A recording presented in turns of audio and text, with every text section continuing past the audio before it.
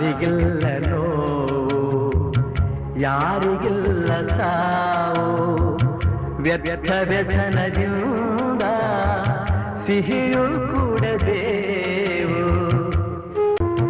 ಬಾಳುವೊಂದು ಸಂತೆ, ಸಂತೆ ತುಂಬ ಚಿಂತೆ, ಮಧ್ಯಮದಗಳಿಂದ ಚಿಂತೆ ಬೆಳೆಯುವುದಂತೆ. ಅಂಕೆ ಇರದ ಮನಸ್ಸನ್ನು ದಂಡಿಸುವುದು ನ್ಯಾಯ, ಮೂಕ ಮುಗ್ಧ ದೇಹವ ಹಿಂಸಿಸುವುದು ಹೇ